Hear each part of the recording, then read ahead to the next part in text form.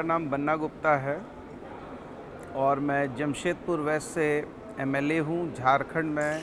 अभी वर्तमान में स्वास्थ्य मंत्री हूँ, हेल्थ मिनिस्टर हूँ, फैमिली वेलफेयर मिनिस्टर हूँ, डिज़ास्टर मैनेजमेंट मिनिस्टर हूँ और हायर एजुकेशन हेल्थ मिनिस्टर हूँ। और ये मेरा दूसरा टर्म है।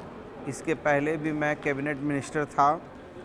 उस समय एग्रीकल्चर और आवास बोर्ड और कई एक विभाग थे। और मैं जमशेदपुर पश्चिम, जिसको वेस्ट कहते हैं, वहाँ से ही मैं एमएलए हूँ। यही मेरा परिचय है।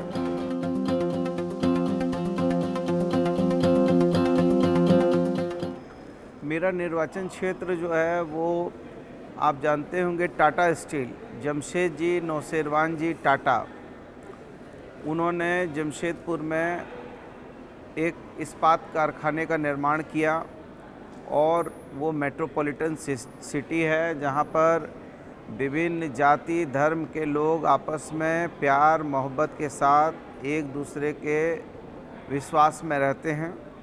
और एक बड़ा सुंदर शहर है, टाटा जी के सपनों का शहर है। और ये पूरी तरीके से एक मिनी इंडिया है, पूरा लघु भारत जिसे कहेंगे वो है। तो वहाँ विविधता में एकता मिलती है और सब लोग आपस में प्रेम विश्वास के साथ रहते हैं। इसलिए यह शहर अद्भुत है, प्रेम का शहर है, आपस के विश्वास का शहर है।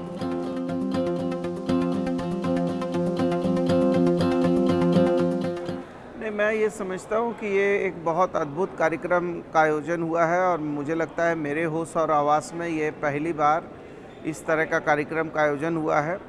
और मैं कार्यक्रम के आयोजनकर्ताओं को बहुत साधुवाद धन्यवाद देता हूँ। और मुझे लगता है कि इस आयोजन के बाद हर एक जनप्रतिनिधि को कुछ सीखने, समझने और कुछ कर गुजरने के लिए उनको एक आइडिया भी मिलेगा, आइडियोलॉजी मिलेगी। साथ ही साथ उनके अंदर एक तन्मयता बढ़ेगी, स्फूर्ति बढ़ेगी कि नहीं, कुछ देश विशाल है और समरसता वाला है, इसलिए हमको सबको मिल के काम करना है राष्ट्रीय उत्थान के लिए।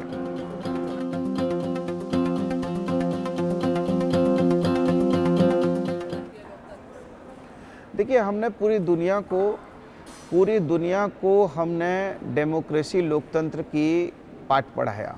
पूरे दुनिया का सबसे बड़ा लोकतंत्र भारत है। भारत सिर्फ दुनिया का लोकतंत्र नहीं है, भारत पूरी दुनिया का लोकतंत्र नहीं, बल्कि मैं ये कहूँगा कि भारत पूरी दुनिया के लोकतंत्र की जननी है, जिसने लोकतंत्र को जन्म दिया है। जो लोकतंत्र का मतलब है जनता का, जनता के लिए, जनता के द्वारा शासन।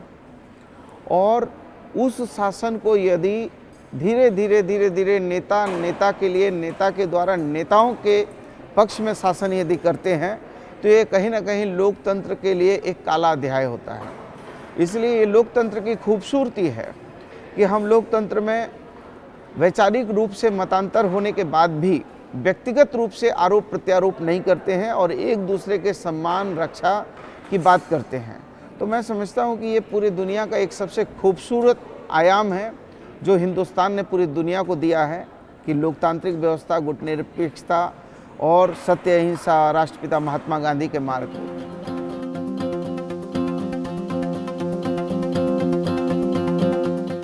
नहीं, देखिए, यदि आप यदि एक जनप्रतिनिधि को देखेंगे तो जनप्रतिनिधि के पास लॉट ऑफ वर्क है।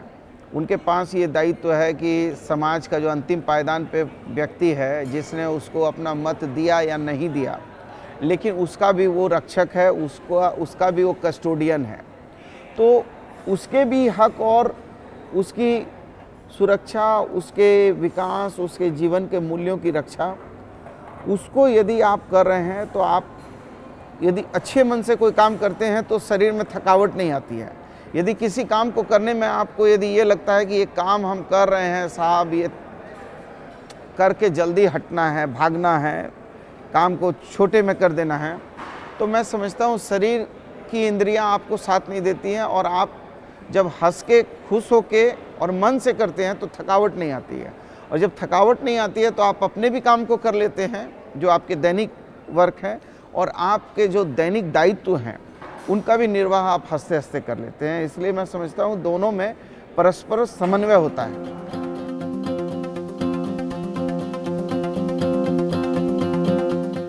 नहीं, निश्चित तौर पर मैं ये कहना चाहता हूँ कि युवा शक्ति राष्ट्र शक्ति है, राष्ट्र शक्ति युवा शक्ति है, और सच को सच कहने की मन में कुव्वत होनी चाहिए।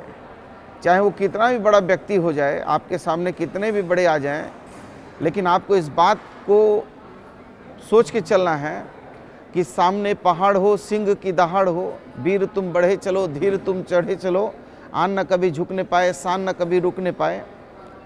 तो आपको कम से कम, चूंकि आप युवा शक्ति हैं, युवा ही राष्ट्र शक्ति है, तो आप कभी ये मत देखिए कि सामने वाला व्यक्ति कितना जो है बड़ा है, कितना जो है विद्वान है, कितने बड़ा ओहदेदार है। आप वही कहिए जिस बात को आपकी अंतरात्मा कहती है कि ये बात को कहना सही है, और उसी चीज़ पर आप चलिए, और ये सोच के चलिए कि कोई भी युवा जो है वो उसकी पहचान उसके पिता से नहीं हो, उसके परिवार से नहीं हो, उसके ख़ानदान से नहीं हो, उसकी पहचान खुद उसके व्यक्तित्व से हो, उसके कर्म से हो, और वो खुद जो है प्रतिभाशाली हो कि वो जिस दायित्व को निभा रहा है उस दायित्व को निभाने में वो उस दायित्व के प्रति ईमानदार हो।